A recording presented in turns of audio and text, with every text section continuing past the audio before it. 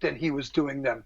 And then it may have taken him longer. There were other directors that, did all kinds of intricate camera shots, which maybe Bruce did not. But as far as I was concerned, he was reliable. He appreciated everything we did. If something was wrong, he would tell us in a nice way. He wasn't a screamer, and he was effective. So yes, I really I missed him when he was gone. I missed him. It was like a part of me left, And why did you stick with it for so long? Did you ever want to branch out and do other TV shows, movies, or even theater, or was it? I got to tell you, I became complacent. Let me say that. My wife was talking to me about this today, and she said, "Don't you ever regret?" Because I could have probably directed. And even Frank Valentini said to me, "You want to direct a couple of segments?" And they would give you little pieces to do.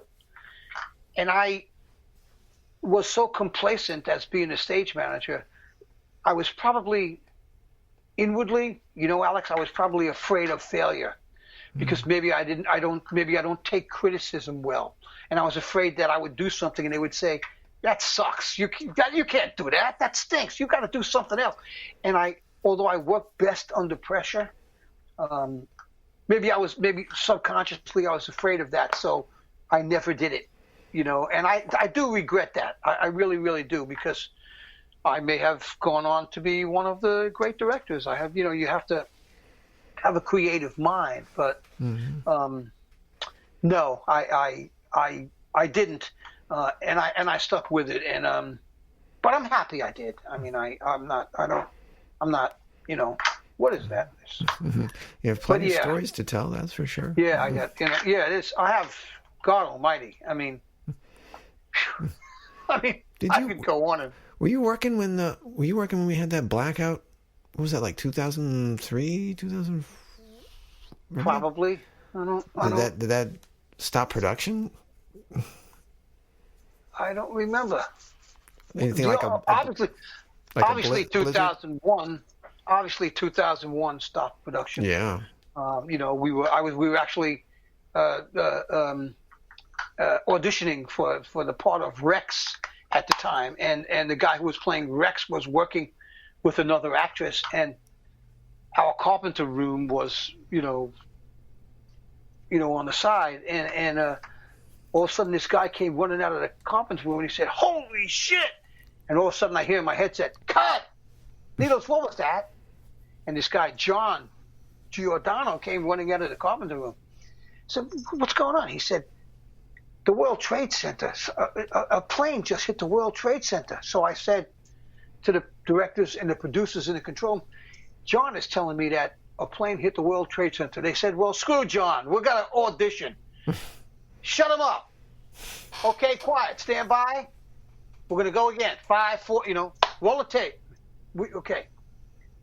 About 8 minutes, 9 minutes later, whatever it was, he came running out again. He said, "Holy shit, another plane hit. Cut. What the hell's going on out there?" So I said, "John, what happened?" He said, "Another plane hit the World Trade Center." So I got on the headset and I said, "I think you really should, in the control room, I really think you should punch up Eyewitness News right now, or CNN, or whatever the hell he was watching, because something terrible just happened at the World Trade Center." And they did. And then we stopped. We stopped. And everybody gathered round, and actors started to walk from downstairs upstairs. They were crying, and they said, "We can't work. There's no way we could work today." And ABC became vulnerable, because ABC was a television network. I mean, nobody knew what was going to happen next. Nobody knew what happened.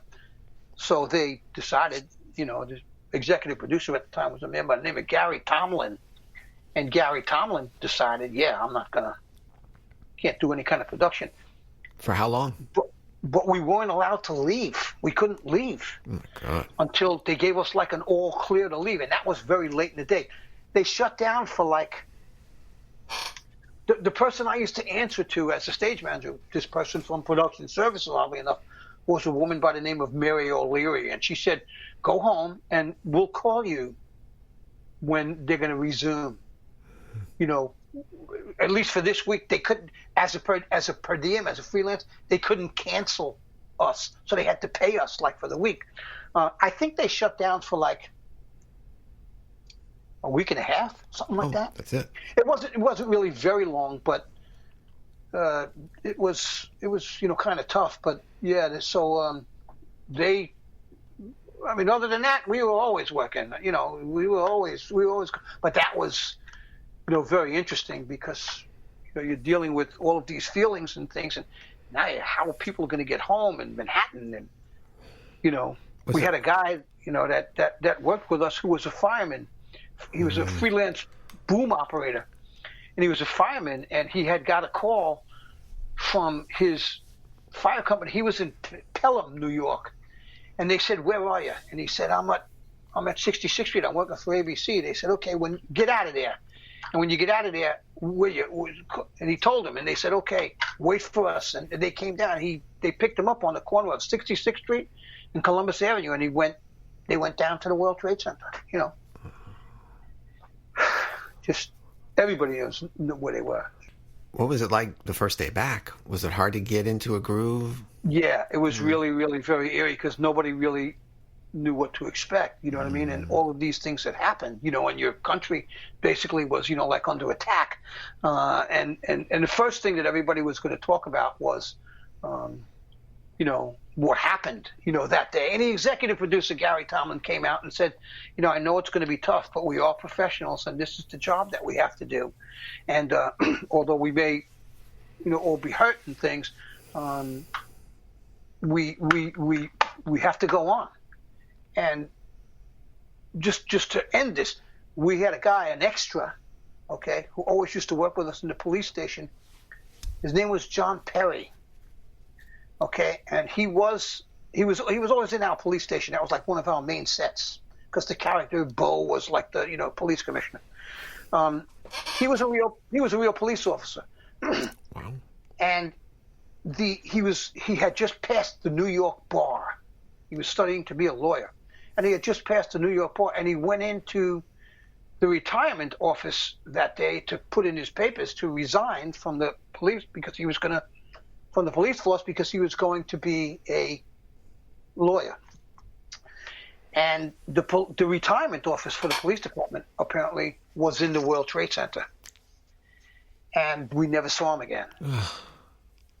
And his mother loved us because we put up a plaque on the police station wall with his picture and everything. And whenever we would do a shot of the police station, it would always start with that shot, and then they would zoom out, and we would see. So we would start on the police station shot, and we'd zoom out, and then when we would zoom out, all the people would be moving and action. But it was difficult. It was difficult. It was difficult. I'm sure you knew some people that. Yeah. Well, unfortunately, the show got canceled. But it kind of fit with you. You were ready to move on. Yeah. After that. Yeah. No more production work. No. There was talk, that they were going to do the show, online. There was this group called Prospect Park, I believe, that kind of got the rights, from ABC, and they were going to produce these things online, and I really had because they couldn't tell us like where this was going to be done and what the format was going to be or anything. So I said, nah, I don't want to do that. Well, they actually did do it like a year and a half or so, or a year later or so. And they actually called me. They said, would you be interested in doing it? And they were doing it in Stamford, Connecticut. But they only did about 40 episodes, and they saw that it was, very costly to do. And they weren't the right they weren't the right people at the time to bring this, into its next stage. So it didn't last very long. They did All My Children and One Life to Live. They would alternate weeks. And I don't know. They asked me, would I like to work on it? And I could have done both shows. And I'm like, nah. Why do that? You know what I mean? I scratched that itch. You know what I mean? What can I say? What can I say? Well, it seems like, from hearing you, I would gather that one of the keys to your success and sustainability in the business is you treat people with respect. You treat them how you want to be treated. Absolutely. And that seems to be, obviously in show business, that can be lost easily because there's egos. How did you maintain your values in the show business? Well, the old expression, you get more bees with honey, right? You have to, again, you said it, you just said it. You have to treat people the way you would expect to be treated yourself. And if you take the time and instead of barking at people and saying, do this, do this, do this, it always kind of works better if you say, when you get a chance, could you please? Or I'd like you to do this. Or, with most of the supporting cast players, as I call them, I didn't like to call them extras. I like to call them supporting cast players. It's nice. I got to know their names. And I would say, hey, Laurie, can you do this? And they appreciated that. And when somebody does that for you, you tend to want to give more, and I would very often, when the show ended, nobody did this. I'm telling you, people said to me, like when I took over and became like the head guy, they said, before you, when you were only the second guy, we never got treated like this. Nobody really wanted to come here. But when you're here, we're dying to come back here. People were dying to get in there. And I would very often, after all of the shows, when it was a good night, I would gather all around the people. I would say, guys, it's a good night, but can I talk to you all for a second? And I'd say, yeah. I'd say, listen, you made me look like really, really good today. And for that, I have to say thank you. Because if I look good, it's because you look good. And you brought plenty to the table in order to make that happen. And when you leave people feeling good, right? As opposed to let me get out of here, It doesn't take any extra time or effort, to be nice. If you're going to be nice, be nice. If you're going to be a rat, nobody's going to want to know you. So. Where does that come from? Probably, my father, family, values, that kind of stuff, Jewish is guilt, Jewish is always guilt. Like Jewish people, they always say, somebody once said to me, why do Jewish people always answer questions with questions? And I said, why not? What's wrong with that?